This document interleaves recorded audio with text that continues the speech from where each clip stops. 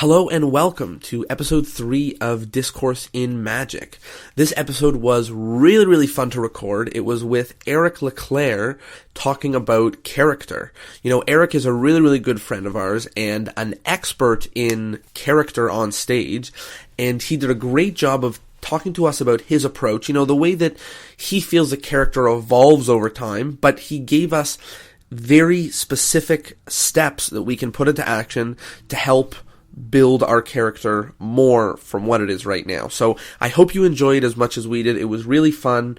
And episode 3, here it is, of Discourse in Magic with Eric LeClerc talking about character. Enjoy!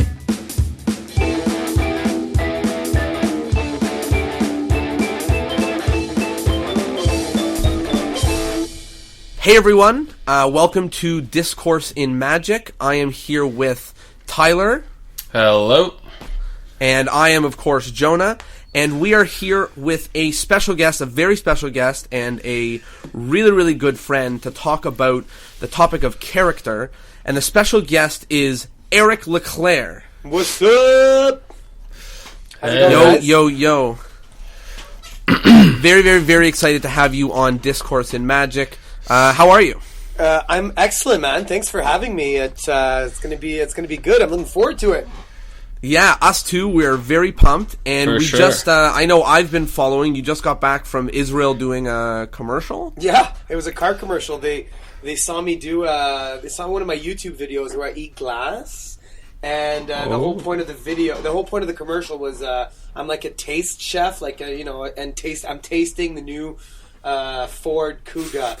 So apparently they thought I could eat metal or whatever, and so we had to fake it all. When I got there, I'm like, I don't eat metal, and they were like, oh. It was an amazing experience. I was only there for like 40 hours. Like I was almost more time in the plane than in Tel Aviv. It sounds pretty close. Yeah, have you guys ever been? Wow. Sick. Yeah, I've been to Israel a couple times. I haven't. My mom just brought me back a poncho, though, so I'm happy about it.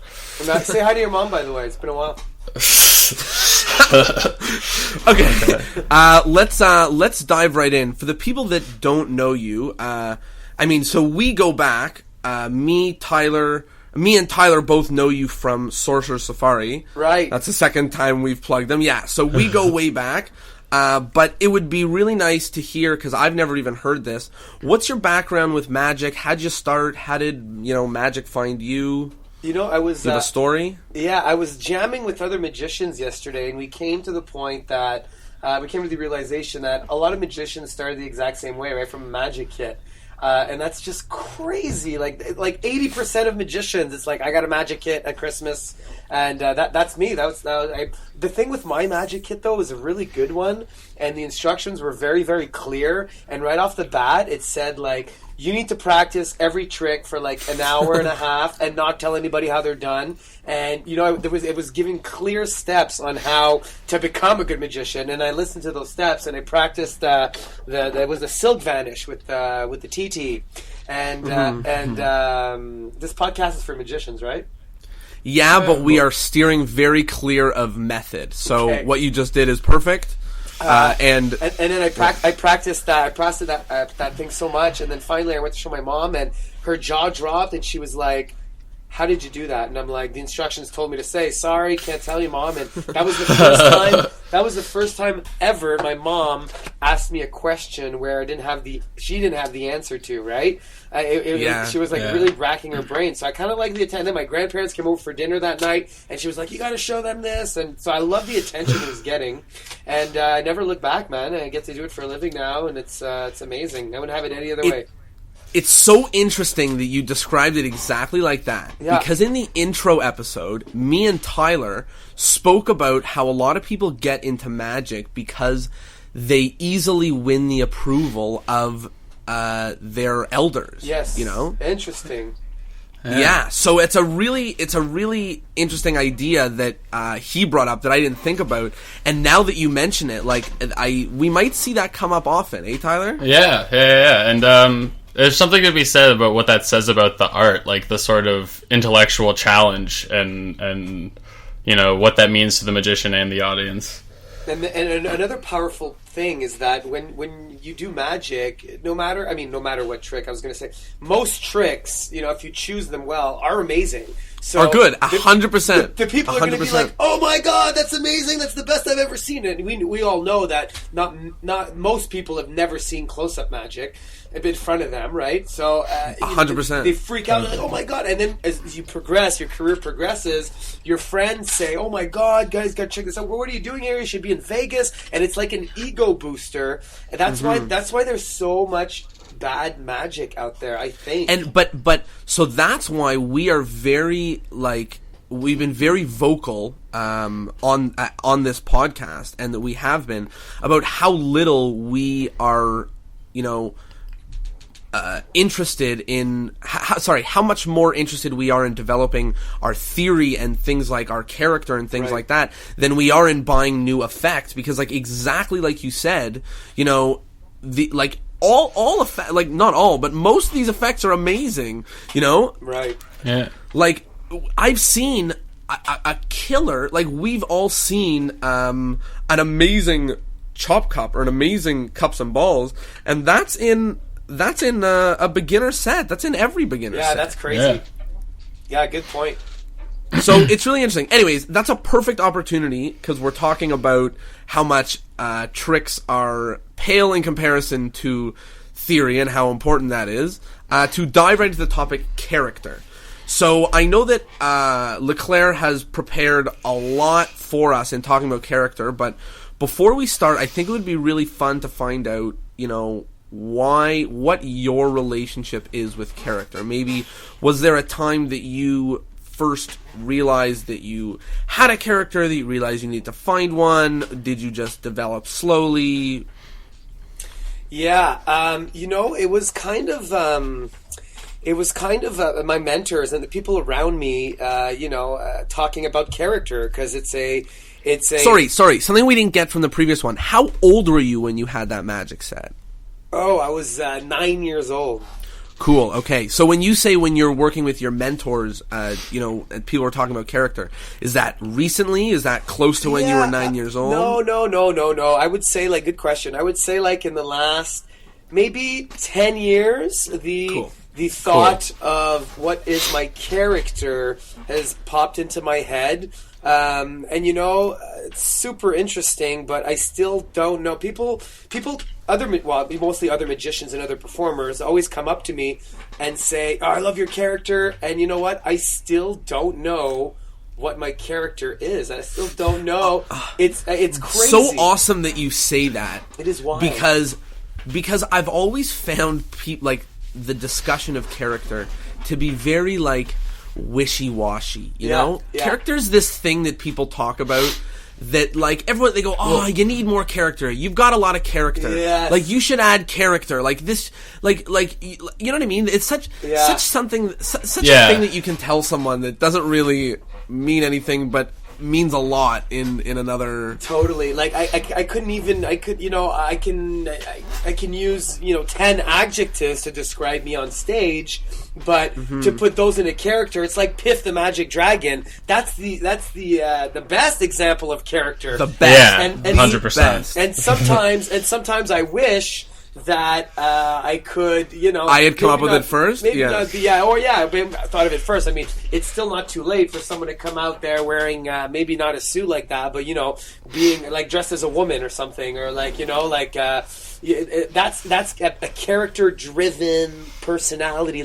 All his jokes can be dragon jokes, fire jokes. But the beauty of that, the beauty of being a character is that everyone unanimously knows that that you're not trying to convince them that you're doing real magic, right? People actually have that problem when there's someone going on stage and they're telling them, "Oh, I'm gonna read your mind. Oh, wiggle your fingers." Oh, they're like, "Ugh, screw this guy." Yeah. You're not gonna do anything. But if the guy who comes out and he's like, "Oh, I'm a crazy mind reader," he tells you to wiggle and he your fingers. still fools you really badly. Yeah, it might be easier to wiggle your fingers for him because you know that he's not really doing it, and you know that it's not a real dragon, and you're willing to, be surprised when whatever dragon-related thing happens. That's a really, really, really good point. And it comes down to, the old adage would say, it's all about presentation, whatever. Well, presentation, if it's character-driven, you know what I mean? Like you just said, the mind reader who wiggles the fingers, people are going to buy that way more than the serious guy who asks you to, wiggle your nose or whatever. So it's all like character driven, and some people will see a character. I mean, I'm talking about magicians. Some magicians will see the serious mind reader, and then they'll see the crazy mind reader wiggling his fingers, and they'll just be like, okay, I like the wiggling the fingers thing more, even if they're serious and it doesn't fit their style. And sometimes, I mean, most of the time, like let's face it, like more than 50% of magicians, like, you watch them on stage or whatever, and it's cringeworthy. Like, yeah, it's rough. Like out of and 50% was generous, but out of every art form, like, think we're the only. Magic is the only art form where people can be like mediocre on stage and still so maybe get a standing ovation. All the adults are walking around saying to them, "Wow, that's amazing." Yeah, exactly. Exactly. Maybe it goes back to before. Right, exactly. Yeah, you're 100% right.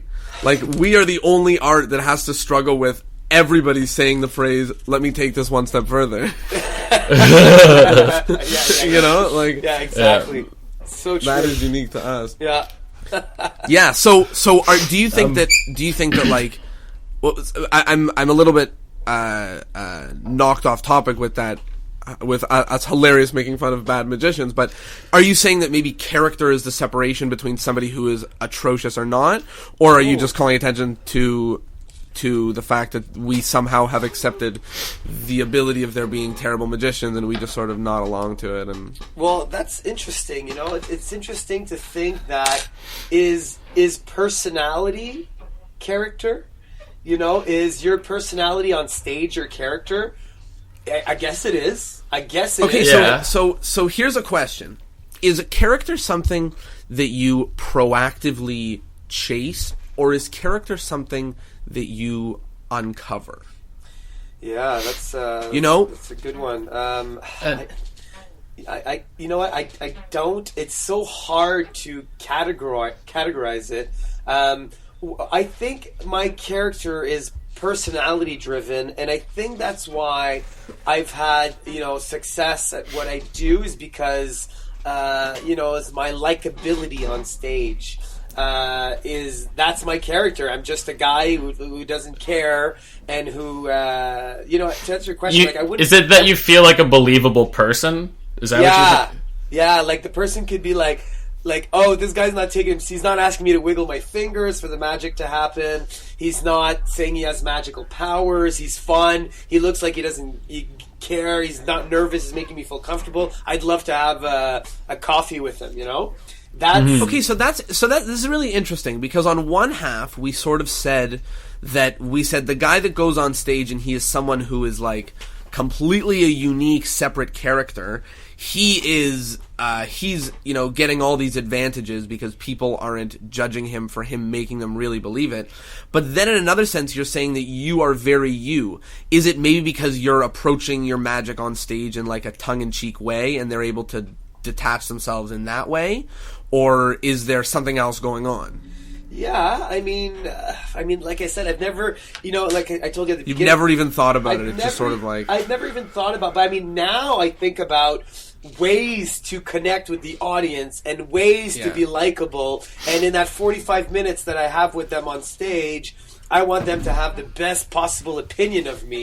So for me, it's like, it's comedy. For me, it's comedy, and it's like easygoingness. Yeah. You know what I mean? That was something I was thinking about when you said you don't really understand what your character is. Is that because it's sort of an extension of yourself? Because you're a likable, funny guy in your day-to-day life. I definitely see a shift when you're performing versus when I'm just talking to you casually. But I mean, they're not drastically different. It's almost like you turned up the volume. Yes. Is what it is. Yeah, exactly. Like, literally and, metaphorically, obviously. Yeah. But, like, I go on stage and, like, I want to give them, I have tons of energy. Like, you know what? You're completely right. That's what it is. It's the energy level that is brought up on stage, and it becomes... become the hyper guy, or a lot of energy is going to, like... say a lot of talk really fast. Well, see, that's another thing is I talk really fast in real life, and then on stage the question, like I went to like workshops with Bob Fitch and like every coach I've ever had where they were like, dude, they're all telling you to talk slow. You gotta slow down, and like I just can't. So is that what you did? That's what I did, but I can't. My show, my show is crazy. It's never the same. I know my opening effect, my closing effect, and in the middle, it's just kind of like I'm feeling the audience. So sometimes, like when you are one of the only people that I know who either does that or who says they do it. Maybe other people do it. I've made split-second decisions in shows, but you're basically saying, like, I go in there with a solid opener and closer, and the middle is mine. That's why I could never I can run my own cues with like a cue command or whatever. Wow. You know what I mean? Yeah. It drives my sound guys nuts. What I devised a little thing is that I'm picking from the same like 20 tricks or whatever. So you say when I pull out the thing? No, not even before. I say, I'm going to show you guys my favorite trick, and then they know it's that. Or like, this next trick I learned in prison. Boom, he knows that's that trick. Or every trick has a little line at the beginning where it's like, oh, he brings up the cue sheet ready to go. Yeah. So it's kind of like, all this to say that it's, when I performed once for the judges of the Supreme Court's Christmas party. It was the first. Wow. It was the first time they've ever had entertainment at their Christmas party. It was me, and I was nervous because these guys are like the smartest people in the country, right? These guys are like they're federal court judges, Supreme Court judges.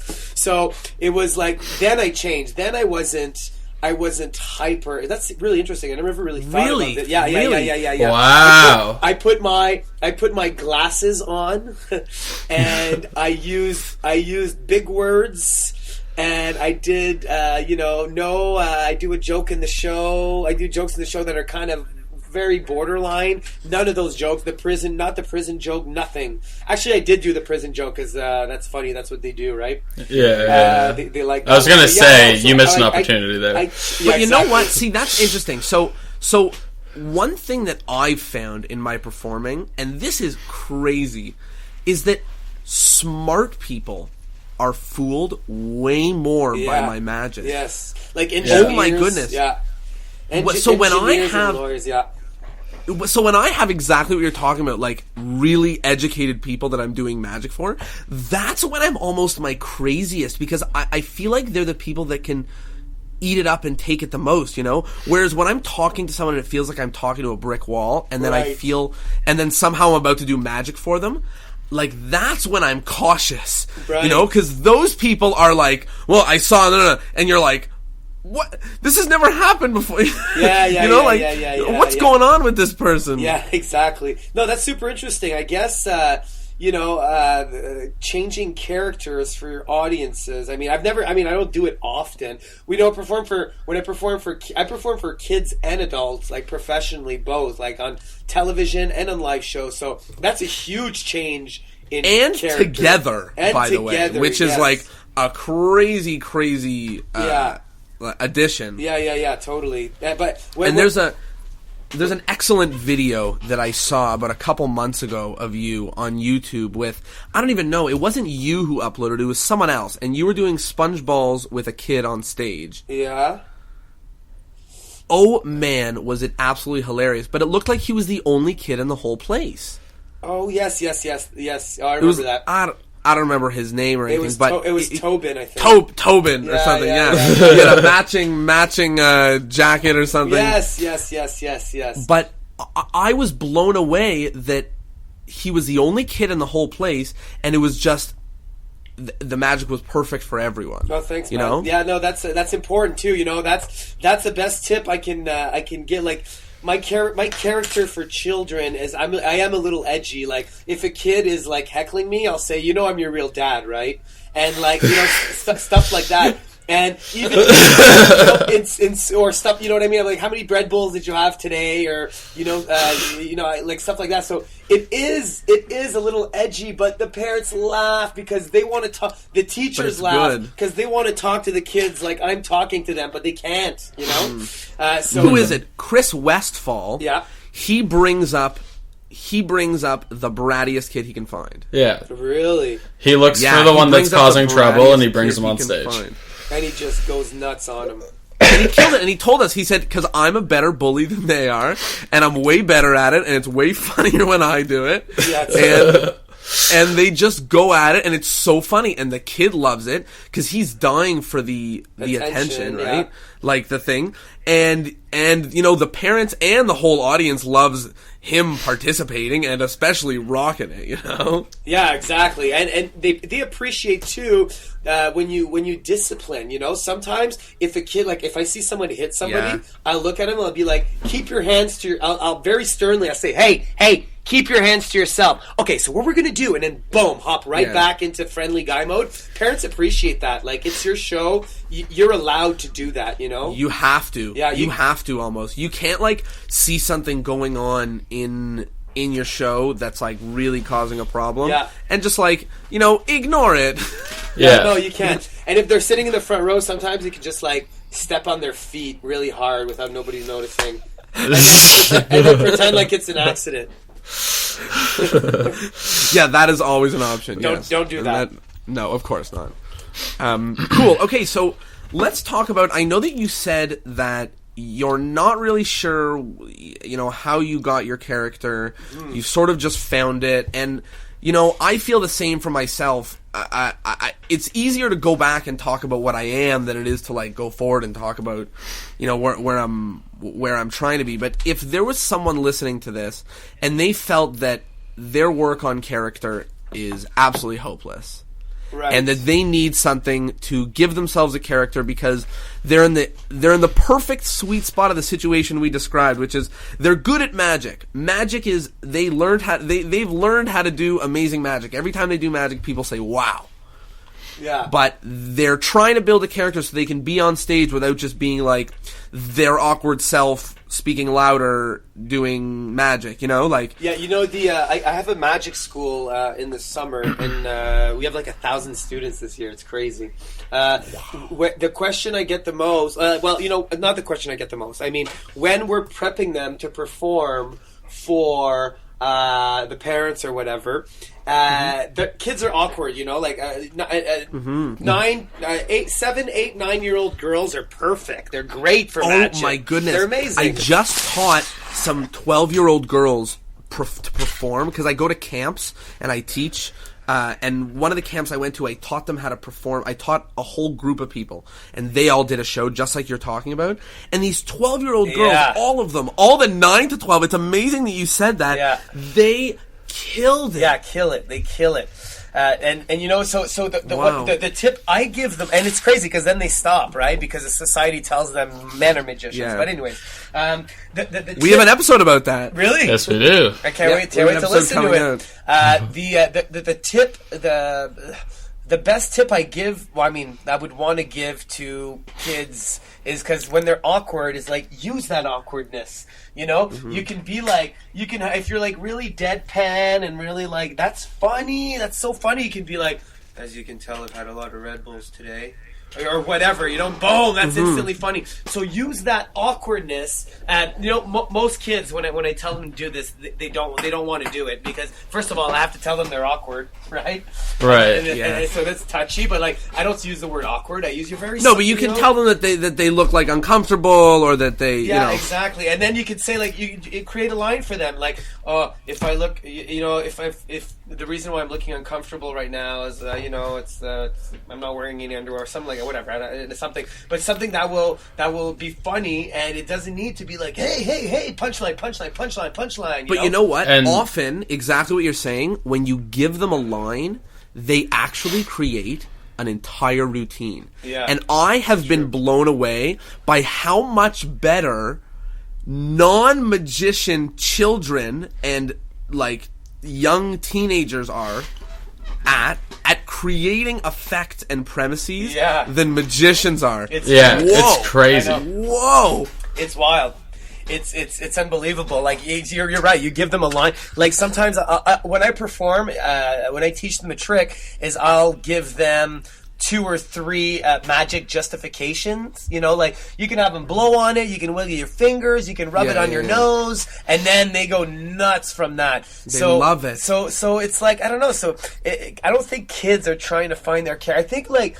And you know what's a good question is at what kids are trying to make sense of magic, you know? Yeah, and we've all forgotten that. Yeah. We have all completely forgotten that when we're like there's a fire in a building and there's firemen running through and and we're shuffling and like that doesn't make any sense, you know? Yeah. So when you give something like this to a kid, they're like, what would make sense? You know, I can wiggle my nose, I have access to the spirit world, I can time travel, and it's like, those are brilliant ideas. Yeah, totally. So a really interesting question is when, as we're talking about this, I'm like, talking about characters, like, at what point is it necessary / important / you know, whatever, that you start thinking about a character? Because I've performed, like I started when I was 9, and then I went, I'd say like till I was like 20, I'd say like 25 even, that I was like, I don't know, like I have no idea, like I'm just going on stage, being funny and doing magic tricks. And then like I wanted to like, you know, doing this for a living, I wanted to like better myself, so I started taking, you know, like Bob Fitch workshops and all that, and which are amazing, by the way. And then the word character came. What's your character? What's your character? And the tip I got was you write down a list. You make 2 columns of your physical attributes, and the other one is your personality traits. And then you make a list of those on stage, and then off stage, and then you make one on stage. Like, what are you on stage? And that's how. So mine was like, you know, well dressed, funny, quick, you know, charming, stuff like that. And then after, when you sit back and you look at your list, you're like, oh, I'm kind of like a crazy James Bond, or like I'm kind of like, oh wow, you know okay. what I mean? And then that you kind of have to force it, like as much as my character is not forced, and neither of yours are either. But it's just like you have to ask yourself. You know what? You have to ask. You can't force it, but you definitely have to ask yourself. You know, who am I? It is a proactive thing. Yes, like who am I? Who am I? You know? Yeah, so it's not. So you can't just. So you think that you shouldn't just perform magic and never think of character, and eventually, you know, round out yourself at whoever you end up being. There should at least be a time where you stop and you think about it. You know what I mean? That like this is an important thing. And then there's the question. You know, as you were talking, as you were saying that, I was picturing, you know, somebody else listening to us talk about this, and I think there's a huge difference, and this is super interesting. I think there's a huge difference between on close up and stage for character. Like, you know what I mean? A million percent. You know what I mean? Like, before we jump into this, only because I want to actually get something down concrete about this. If somebody was wanting to move their character forward, your one piece of advice, is it write out that list and well, you know for everything, like for everything in life, you should have a magic notebook, and you should be writing, not typing, not like writing. You should be writing stuff for sure. It's the key. So for someone who wants to, it would be that. It would be personality traits and physical attributes, because that's what it is. We're visual art. You come in on stage and people are immediately, okay, this guy's he weighs 300 pounds. Okay, but now your character, if you weigh 300 pounds, well, your character is going to be like fat jokes, or if you don't want to make fun of yourself, you can be like, you know, you can't come out there. Maybe you can be like overly confident and be like, yeah, the ladies love me, and like, you know, like, but you have to start from somewhere, and it starts with it starts. It does start internally. It starts internally, and then it starts. What do people look at yourself in the mirror and like? What do people see? Are you physically and personality traits, and you go from there. But you know what? As long as and then I promise you, after the exercise, if you do it and you write it down, you're going to be like, oh well, this doesn't solve anything, but it's actually the wheels are in motion, right? You're going to be conscious about it. You're going to be like, yes, okay, yes, I did. I have that in my notebook somewhere there. And then when you pick your effects, you're gonna, you're not gonna be doing, if you dress it in a really nice suit and you're charming and you're suave, whatever. Well, you're not gonna do a nail in the nose. But yet, if you're a punk rocker, and you're a magician, and you guys remember the guy who came to camp years ago? He only came once, and he was like kind of goth. Yeah, I remember. Really you had him on your Project 365. Right, I dressed up like him. Oh, yes, yes. That. Fashion, too. Fashion can be like a big help for your character. Like, do you want to wear a t-shirt? Do you want to wear a suit? Are you a goth? Do you want to wear a dragon suit? You know what I mean? Like, so it's all visual. One of the things I liked that you said was after you write out the personality traits and the attributes, you see what that thing is like, you know? Yeah. Is that you try to, like, take it away from yourself and look at it and be like, like, what would I call someone who looks like that? Like, yes. what does he look like? Does that kind of look like James Bond, that kind of guy? Or yes. does that kind of guy look like Chris Farley? Yes, exactly. Like, what kind of person is this that I'm describing? Yes, and that, I think, is really effective. Yeah, and two, the whole visual cue, too. You look at yourself in the mirror, and you're like, what am I? Am I tall? Am I short? Am I bigger? Am I, and then you're like, okay, go from there. And it'll create itself. Like I said, I don't even know what my character is, and I'm consciously always thinking about it, right? Yeah. So it's crazy. It's so hard. I have an interesting anecdote about last night, actually. I went to do a very rare show that I very rarely do public shows, like people can actually buy tickets and come to. And yesterday, some people in Ottawa are starting like a Monday Night Magic. And they said, "You want to do it?" Blah blah blah. And I was like, "All right, I just did it to support the art because I like it, whatever." And then there was a guy opening for me. He was 16 years old from Quebec, and it was his first time ever doing a show in English. Well, last night, and he was nervous. I'm like, you better tell that. First thing you do. This is my bit of advice to him: is like when you go on stage, you tell them, this is my first time I've ever do a show in English, and you're gonna get some sympathy points, whatever. And what? Yeah. Or you say the opposite. I'm fluent. Yeah, I'm very. I'm sorry. I have a French accent. I don't many spoken, but I do the best I was. No, so he comes out. But what's interesting is that last night on stage, unwillingly, he was a character he's never been before. He was the French guy with the huge accent in English, looking for his words, getting sympathy points left and right. He was cute. People were like, oh, he's trying so hard. Whereas in French, I've seen him perform, and he comes off just a little bit cocky, a little bit. But in English, it was like, oh, everybody had sympathy for him, and everybody. So that was his character. Yesterday was the French guy performing in English, and it was great. He did a really good job. Isn't that interesting? He was forced. Yeah. He was forced to create a character yesterday.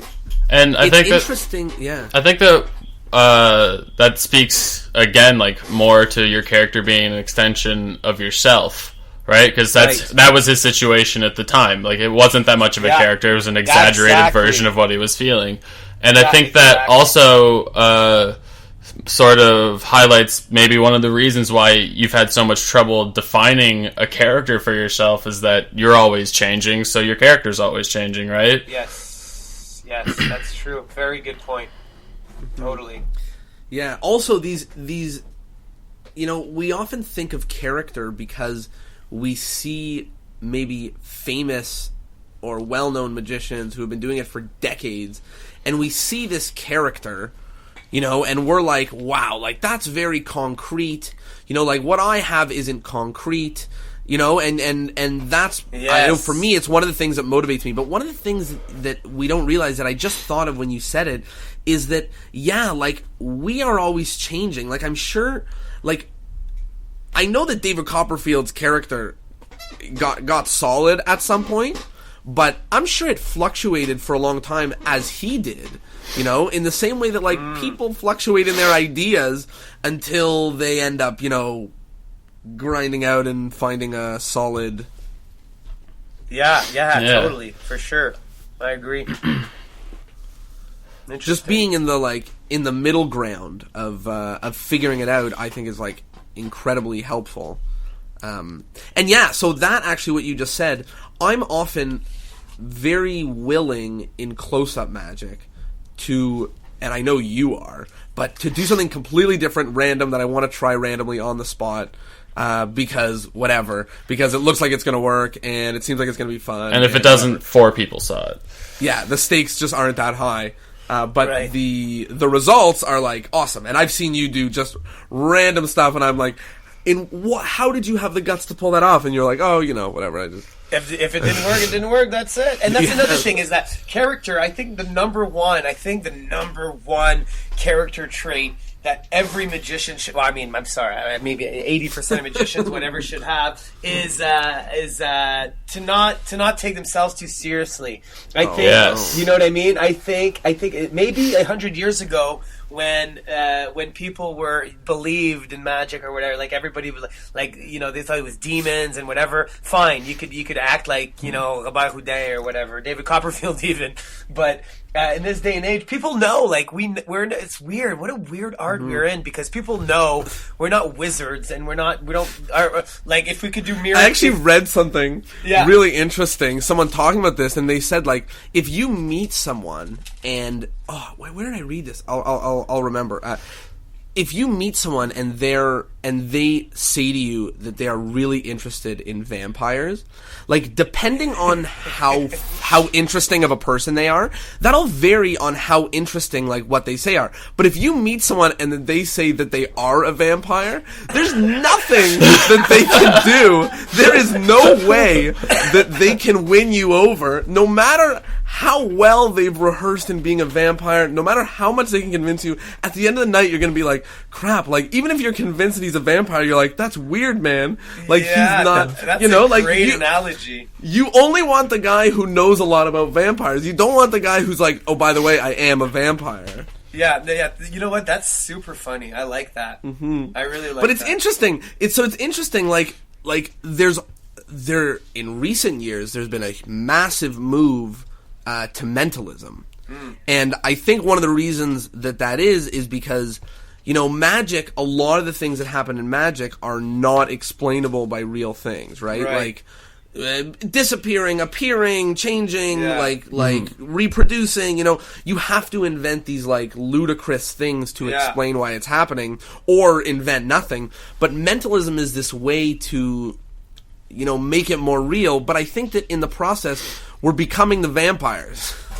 That's funny. And, you know, to talk a little bit about mentalism, is I definitely saw that trend happening. It's like, mentalism is the most believable form of magic. And, you know, and in my show, I'm like, okay, so somebody who doesn't take themselves too seriously and is reading minds, like, I had to do, like, a little disclaimer. It had to be silly. It had to be silly, and I say in the show, you know, I'm lucky enough for this or magic to taking me all over the world. And, you know, I meet a lot of skeptical people, because when you're pretending like you're reading minds on stage, because when you're reading minds on stage, or at least pretending like you're reading minds on stage, you're going to meet a lot of skeptics. So I throw that little phrase out there, so people are like, oh, so he can't really, but how does he do it? That's still crazy. She could have thought of anything, right? So I don't think there's a big I don't think there's a huge need for people to think it's definitely the most believable form of magic, I find. Yeah, and that's like I mean, it can either be viewed as a good thing or a bad thing, you know, like are we worried that these characters, like, you know, because we're talking about character, if you're doing mentalism and you're, like, preaching for people to believe what you're doing, and people will. When you people get off do stage, sometimes, right? Yeah, when you get off stage, do you still have to be able to read people's minds? Yeah, exactly, right? And it's interesting that not more people ask me, to read their minds off stage, after a show. It's not interesting. It's exactly clear, exactly for all the reasons that you said. Because you're making it clear to these people that this is an element of your show. Right. And the same way that they're not like, hey, like open your mouth and make some sponge balls pour out of it. Yeah.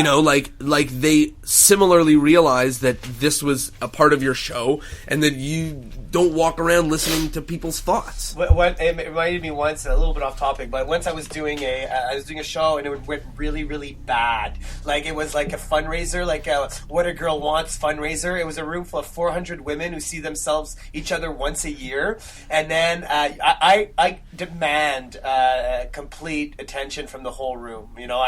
But in this case, I couldn't get it because these women only see each other once a year, and there was like 4 tables in the back that were just full-fledged the whole show talking and just like it was horrible. So as I was packing up after the show, I was pissed, like I was upset. After the show, this lady comes up to me and they were all wearing the table's talking, we're all wearing pink matching shirts from something, I don't know. So I could tell who wasn't listening. So one of these ladies comes up to me after and she says, hey, can you really read minds? I look at her and I'm like, really?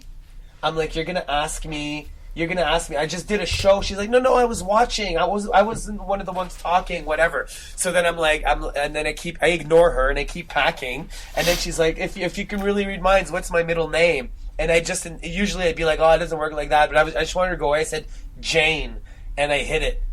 And she was just like, oh man. My. And she's like, oh, who told you? Who told you? I'm like, she just left. It was one of the greatest. Like, I love when those things happen, I'm sure it's happened many times with playing cards or whatever. Yeah, it's happened all the time. But like in that case, that day, like my character on stage wasn't the same as it was off stage because I was upset. That was the only time I've ever been upset on stage in a show. It's crazy. I find people just interject magic into my life in an obscene amount. Really? For sure. Like, I don't say to a hockey player, my friend who plays hockey, like, we don't walk around and I'm not like, why don't you shoot that in? Like, why don't you pass me my hat trick? Yeah. Like, I don't do that, but everybody... It's true, everybody, right? It's so like, weird. feeds a magician. I went to this camp, because I traveled to these camps, and they put me in the infirmary, because that's where they have a lot of beds. So at one of these camps, that's where I'm staying. So I walk in the morning to, get my stuff to go start teaching these kids. And there's a girl in the infirmary with a badly hurt ankle, and she's crying. She's in some serious pain. And I walk in, and one of the counselors looks at me, and he goes, hey, Jonah, can you magically make her foot better? Yeah. And what kind of position? And now this crying girl's looking up at me as a last twinkle of hope in her pain, and I'm looking down at her, and I'm like, what do I say? Like, no, magic isn't real. Oh, and Santa isn't real, and there's no tooth fairy. None of this. What do I do? So I just kind of went. I think those things happen because as magicians, we're viewed as the fun, the funny people. We're always cracking jokes. We're always because that does happen to me a lot. But like you said, hey, can you make if you can make this disappear, can you make your feed better? Whatever these common things that people think they're being funny. And the worst part is that when a client does it, you have to laugh. To feed them. You have to laugh. Not only laugh, you have to you have to feed it. Yeah. When they can you make my wife disappear? Man, I used to have, and I have a couple of really funny quips that you respond to that. Yeah, and I can also make half your stuff disappear. Or there's a weight restriction. Sorry, sir, there's a weight restriction. But I found that that throws people off that you knew what they were going to say, and they don't want to know that you knew that they weren't original. So instead, it just pays off better to be like, ha ha ha ha ha. Well, that's funny. I'm going to plug one of my things right now. Sure. About 7 or 8 years ago, I filmed a DVD project with Jay Sankey, and more recently, I did a Murphy's at the Table lecture. And one of the most popular items the most popular item that people were like, that is so good. It's called the ILIS system. ILIS. ILUS. It stands for I Love Unoriginal Spectators. And what it is an index that you put in your pocket, and it has all the comebacks that people, can you make my wife disappear? Chris Angel, Wow. okay, blah, blah, blah. And so it says, it started off as a watch steal. So I'm like, how can I get out of, I really wanted to practice watch steals. I'm like, how can I get out of it and it still be cool or a trick? So I wrote one, the man who caught me stealing his watch will pick the 3 of clubs. The woman who asked me to make her husband disappear will pick the 3 of clubs. The man who told me to make the check disappear will pick the 3 of clubs. So now when they're like, as I perform, this was for restaurants, but I was performing in restaurants. Wow, that's clever. When the guy was like, oh, can you make my wife disappear? I would take off the card, fold it, fold the card in my pocket, give it to him, like, hold on to that for a second. I would finish my damn trick, and then I'd say, sir, here, pick a card. He'd pick the 3 of clubs, and then he's like, the man who asked me to make a wife disappear will pick the 3 of clubs. Boom, boom! That is crazy. So that's a subtle way of letting them know that, hey, everybody asked me that, and to blow their mind at the same time, right? So it's subtly saying, like, you're so unoriginal, Mm-hmm.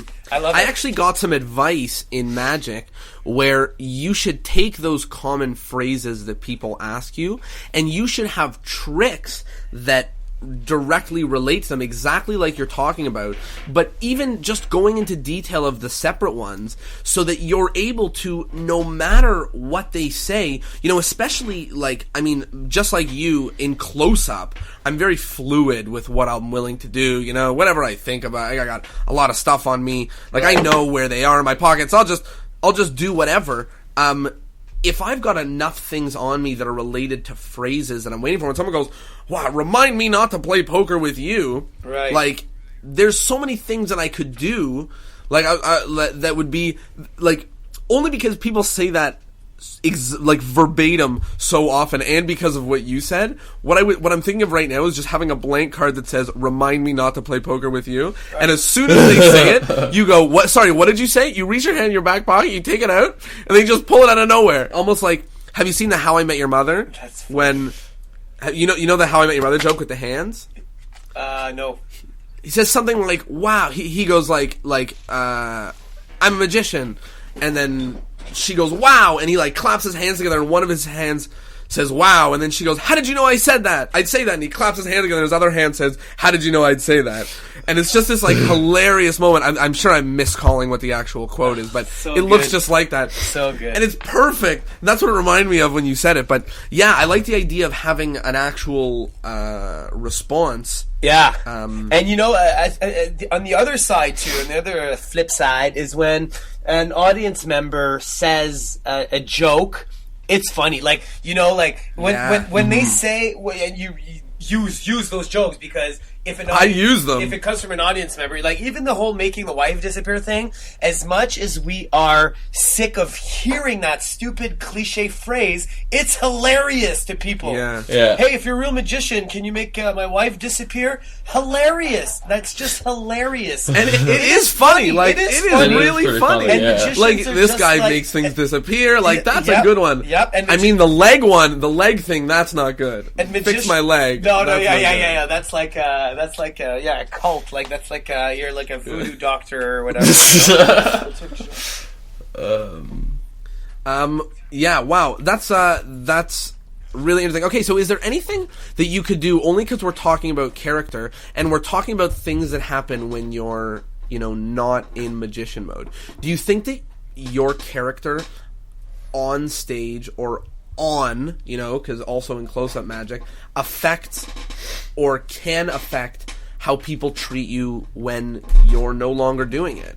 Not when you're off stage, if your character is someone who's claiming to always be, if Piff was ever caught not wearing the dragon suit, I don't think anyone would ask him to do magic.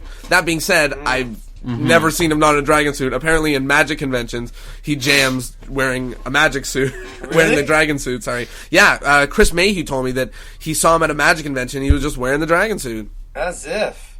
Mm-hmm. That's crazy. So do you think that there's anything, is there any character efforts that affect what happens off stage? Do you think that you should try for that? Do you think that you should just be maximizing what you're doing on stage and ignoring the after effects? Well, I think it depends on the venue. It depends on your surrounding. Like, obviously, if you're, you always have to be. You know, I'm always thinking business here with magic, right? So I'm seeing myself at a corporate event, packing up, and then people come up to me and like off stage. That's my off stage, not off stage like at Sorcerer Safari where we're just that doesn't jamming matter for a week, right? That matters. So you know what? Interesting. This is interesting too. Where we're headed with this talk is that you do have a character off stage, on set, on the in the venue as well. Yeah.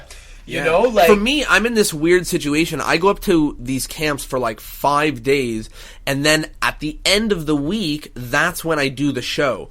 So like, I can't go on stage and start claiming something ludicrous because these campers have been working with me all week and doing magic. I've been teaching them magic, you know? Every single one of the campers in the entire audience that's seeing me perform, I've actually taught them magic, you know? And I've broken this whole, like, magic isn't, you know, like, they know magic isn't real. They're all doing magic. Yeah. And then I still need to do it. So that I actually found somehow to be beneficial in my favor. But just, I think that this is a worthwhile thing to explore, which is that, like, how can your on-stage and off-stage dynamics affect each other? Because, like, we don't disappear when the show ends, and we also don't disappear before the show starts. And when the business client comes over to talk to us, like, it's weird when we're, like, going, hey, yeah, how are you? Yeah, and I'm going to be setting up in the back, and then we're like, hi, everyone! You know, like... Yeah.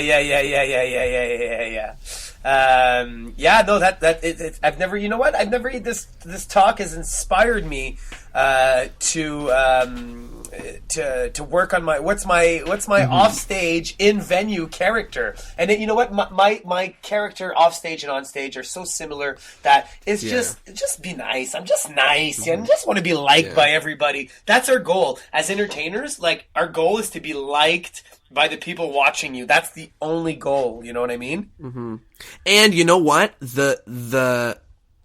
I think that the interesting thing is that it often comes from different things. I mean, like, me and you, like, the way you're talking about it, like, we both come at things with very high energy, and that's sort of one of the tools that we're using to, like, be liked. You know, we're not going mellow. But I know of someone who, like, goes to his audience and he says, like, I'm going to do some incredible magic and I'm going to fool you bad. Yeah. You know? And that's a funny approach, and the reason why that's going to get him so well liked is because it's just like, he's a really cool person doing something really cool. It's kind of like this, like, suave, like, I know something you don't know sort of thing. And that's just likable, you know? And it's not necessarily about being likable in, like, a, hey, that's a nice guy. Right. You know, like, you can like someone who's very reserved. Yeah, or who's just like cool. You know what I mean? Like, of course. Like Kalen Morelli, you know what I mean? Like, he's someone who looks, you know, cool, and that probably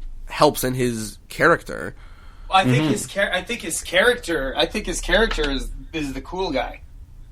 Yeah. Right? Exactly. That's the character. So too.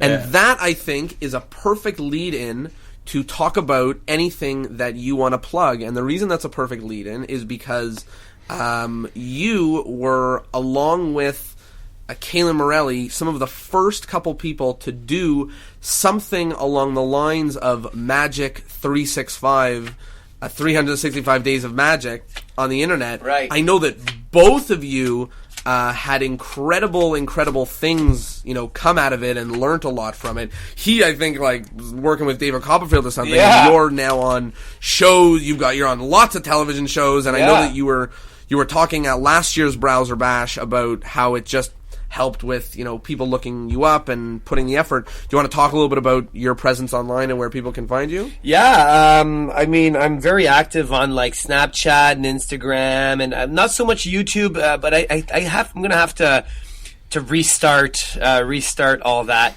My Instagram is Magic for Your Brain with the number 4. Snapchat is LeClerc666. You know, I have a lot of cool stuff coming out. I have a show on YTV, 20 episodes, hidden camera magic show. I have a show on TVO and TFO in French, teaching kids math through magic. And I just got word, actually a couple days ago, that I got a spot for 20 episodes on a new show for Nickelodeon.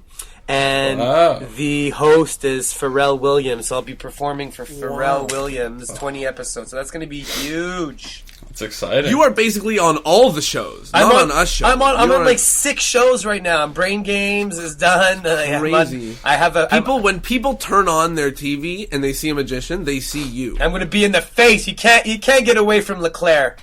Amazing. So people don't need to go find you. You'll find them. Exactly. You can't. I'll find you. I'll find you guys. I'll be in your house. I'll be in your house, probably in your bedrooms. Awesome. So, just wrapping up, is there anything that everyone wants to say about character? So, Tyler, any last thoughts on character?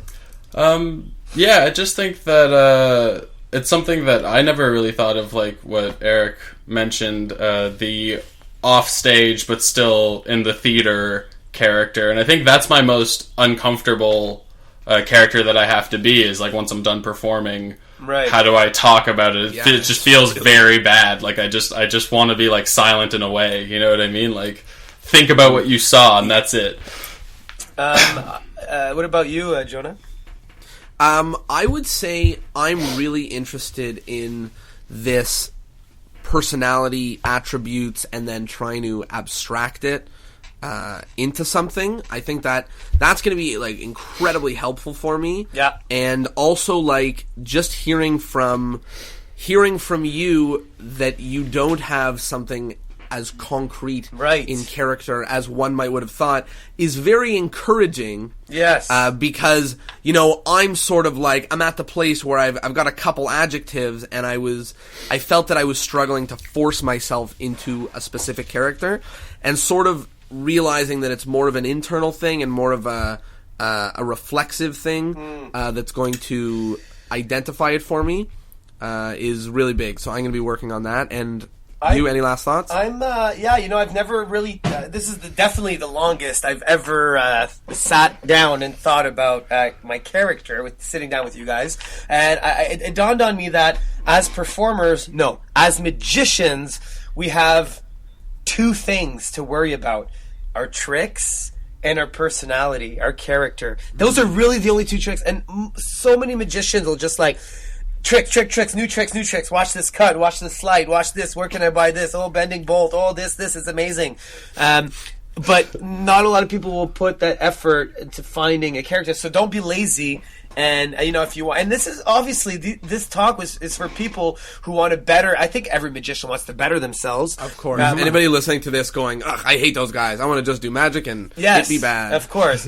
And a lot of people just do close up, like we talked earlier. And I think that's a little less character needed, or it comes in play. But you still need to be like, how am I going to get these strangers to care about my card tricks, right? And that comes down to your character. So don't be lazy. Write down your lists. Get a notebook and write some shit down, yo.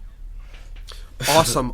So, thank you so much. That's a perfect opportunity to plug, again, this podcast. This is discourseinmagic.com. Please check us out. We are going to be on iTunes, and we're going to be everywhere. And yes, so thank you so much for Eric for coming on. We will find you, just like Eric, or you can find us. Thank you so much, and we will see you on the next episode. All right, boys. Thanks. It's been a blast. Ciao. Have a good night.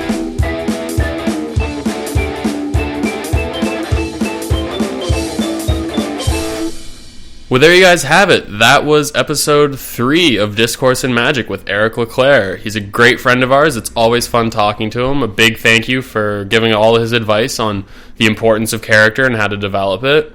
If you guys like what you heard, whatever you're listening to us on, please give us a 5 or 10 or however many star ratings you can, because it's really important. It really helps more than you think. And if you didn't like it, don't give us a rating at all, because giving us a small rating really isn't as important as you think. It doesn't hurt us in any way at all.